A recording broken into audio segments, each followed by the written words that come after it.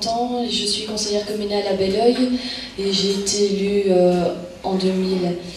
Mais alors pour moi, pourquoi le PS? Je pense qu'au départ, rien n'était prémédité, parce que je n'aurais jamais par exemple pensé me retrouver un jour devant vous aujourd'hui, parce que je pensais que c'était pas possible, simplement. Donc oui, j'allais bien aux enfants prévoyants. C'est vrai que quand on est dans un petit village, la vie associative, je pense, est peut-être un peu plus présente et où tout le monde se connaît. Et puis, oui, j'avais des parents qui, je pense, votaient socialistes, mais en tout cas qui n'en faisaient pas état. Une chose est sûre, c'est que j'ai une famille qui a choisi de me conscientiser très jeune. Donc chez nous, étape obligatoire, le journal télévisé tous les jours, avec débat avec mon gentil papa qui me conscientisait sur les différents problèmes de la vie. Et je peux vous assurer que parfois c'était chaud. Donc papa est ouvrier à la SNCB, maman également ouvrière. Et donc effectivement, on pouvait ensemble débattre de tous les sujets. Puis j'ai animé pendant de nombreuses années les plaines de jeu, j'ai eu l'occasion de rencontrer des gens. Et lors d'une de ces plaines de jeu, je me dispute avec l'échevin socialiste, parce que je suis absolument pas d'accord avec son point de vue et pas du tout d'accord avec la façon dont il organise les choses. Il faut savoir qu'à Belleuil, c'est quand même pas rien, parce qu'on ne se dispute pas avec les pontes, quoi. Et voilà. Et un jour, Olivier Picron, qui est maintenant notre chef de groupe, est venu me trouver en me disant « Voilà, Alicia, voilà le programme du PS, dis-moi ce que t'en penses, et puis si t'as envie, viens me rejoindre. » J'avoue que je les ai tous lus. J'ai lu Econo, OMR, CDH, PS. Pour moi, il ne s'agissait pas de m'engager et de prendre une carte de parti comme ça à la légère. Je pense que ça ne se fait pas. Et puis, j'ai été séduite. Et petit à petit, j'étais très très bien intégrée dans l'équipe. Enfin, très bien intégrée, faut pas non plus exagérer, puisque je pense qu'à Belleuil, on ne voulait pas de jeunes et on ne voulait pas de femmes à l'époque, parce que c'était il y a 10 ans. Et je suis vite devenue secrétaire de ma section, et puis j'ai été candidate au communal, et badaboum, je me voilà élue à 20 ans, et on se dit, oulala ma fille, elle est maintenant, ça y est, tu prends le budget de la commune, parce que de toute façon à 20 ans, tu finis tes études et tu n'y connais rien, et tu y vas, et tu fonces. Alors, pourquoi le PS? Clairement parce que je me suis rendu compte que j'avais de la chance quelque part d'avoir des gens qui, à un moment, avaient pu se dire qu'on pouvait aussi bouleverser les générations, que c'est pas parce qu'on avait des parents qui étaient sans emploi ou qui étaient ouvriers qu'on pouvait pas faire des études, qu'on pouvait pas se bouger. Et pour moi, je trouvais qu'il était donneur d'espoir. Et qu'au-delà de tout ça, ça me semblait vraiment important. Parce que c'est vraiment ce qui m'a motivée et qui m'a dit vas-y, allez. Et puis dis-toi aussi qu'autour de toi, peu importe ce que tu feras, peu importe les actions que tu mèneras, si tu peux aider ne fût-ce qu'une petite personne, je pense que déjà le pari sera réussi. Alors petit à petit, les choses ont évolué. Je pense qu'en 2000, il n'y avait pas beaucoup de jeunes élus. Et je me souviens de mon président fédéral, le soir des élections, il vient me voir et me dit « Tu seras notre candidat jeune en 2003 ». Et je l'ai regardé, je lui dis « Non mais franchement, petit politicien, pour qui tu me prends? Tu arrêtes de me mentir parce que je ne te crois pas. » J'aurais mieux fait de me taire puisque j'ai été candidate et depuis j'ai toujours été candidate et le parti m'a fait confiance. Et ça c'était assez incroyable. Je peux vous assurer qu'à Belleuil, je pense que mon ancien bourgmestre, il avait déjà des cheveux gris, il en a encore plus depuis qu'il me connaît, parce qu'on n'avait pas pensé ça. C'était un dinosaure, et moi je me sentais le petit nain comme ça qui arrive et qui évolue. Alors je peux vous dire que les choses ne sont pas spécialement simples quand on est actif en politique, et surtout quand on est plus jeune, et surtout quand on est femme. Parce qu'il y a effectivement le problème des femmes qui sont là, et puis les jeunes dont on se dit qu'ils vont arriver, qu'ils ont peut-être envie de tout bousculer, et puis je pense aussi que parfois il y a un conflit de génération qu'il ne faut pas se cacher. Alors par rapport au PS, moi ce que je voulais vraiment c'était cet engagement sincère et pas du tout ce que vous avez pu lire dans la presse ces jours-ci, il faut bien le dire. Et donc aujourd'hui, même si parfois je me dis quand je lis cette presse, tout comme vous, quand j'entends ce qui se passe, bien sûr que j'ai des moments de découragement, mais ça n'empêche pas que j'ai des valeurs, qu'il y a des valeurs en lesquelles je crois, que ce sont vraiment des valeurs de gauche, des valeurs progressistes, et que je ne regrette rien, que je ne regretterai jamais cet engagement.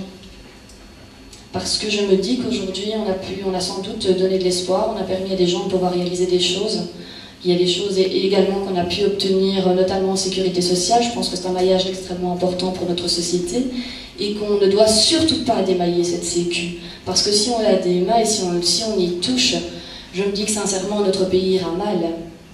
Et il ira mal parce que, effectivement, nos deux régions ne seront plus, je vais dire, solidaires et qu'on touchera à ça. Et on aura une espèce de Flandre qui sera un petit peu plus omnipotente. Hein.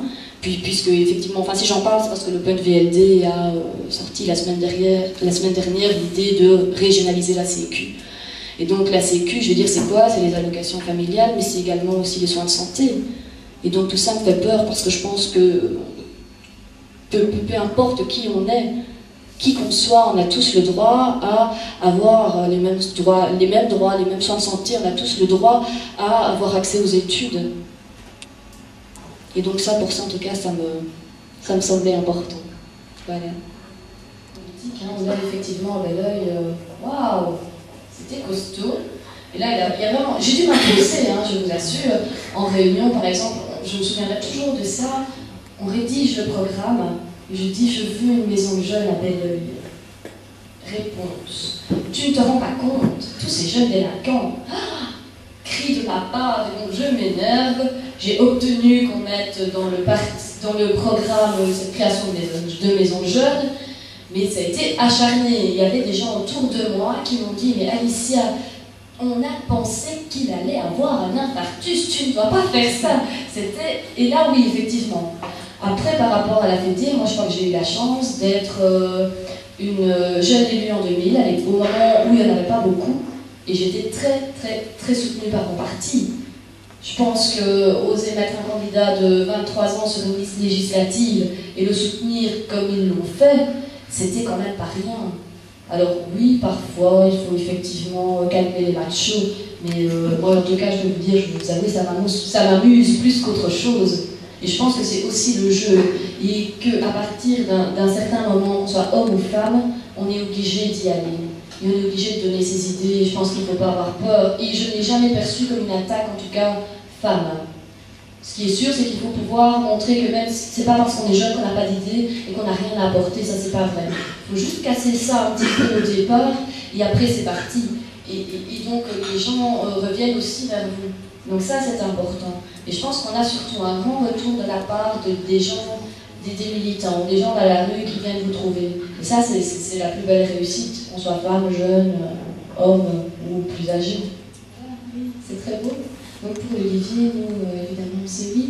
Je pense que on doit pouvoir passer, on est ici pour un objectif, chacun et chacune.